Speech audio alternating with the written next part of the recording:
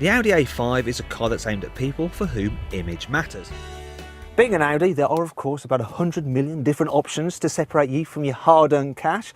For instance, there's a wide range of interior trims, including two-tone. You can also get a 40 gig hard drive sat-nav system, which not only has 3D Google Maps, but allows you to upload your music and turn your car into a jukebox. And while the standard stereo is good, you can upgrade to a Bang & Olufsen system. Though be warned, it's not cheap.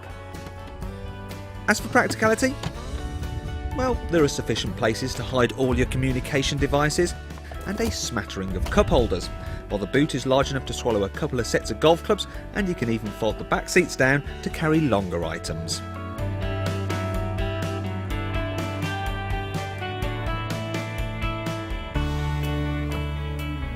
The A5 is available with a wide range of engines, including a V8 with more than 400 horsepower, but really the best bet is the entry-level 2-litre diesel, as it's swift enough for most people yet can do 60 miles per gallon.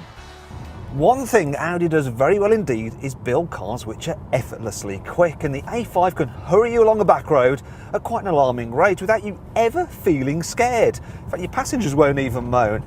And that's because the car, it's got hardly any body roll in the corners, and there's just so much grip, even if you go for one of the front wheel drive models. In fact, you really have to wonder whether it's worth paying the extra for one of the Quattro all-wheel drive versions. Thanks to its quiet cabin, the A5 is refined at speed, while the light controls also mean it's easy to navigate round town. Audi has altered the A5 suspension slightly for a slightly more engaging drive and improved ride quality, but as far as I can tell, there's not really much difference. I mean, if it's fun you're after, you're going to be better off with the more involving rear-wheel drive BMW 3 Series. Part of the problem is the fact that this new electric power steering, while it does improve the car's efficiency, it may as well be connected to a PlayStation of the front wheels, because, well, there's hardly any feedback at all. And if it's ride comfort you're after, be better off with a Mercedes C-Class Coupe, especially if you go for an A5 with the lowered sport suspension, the big wheels, because it does make the ride quite harsh. And of course you're going to do that because that makes the A5 look cooler.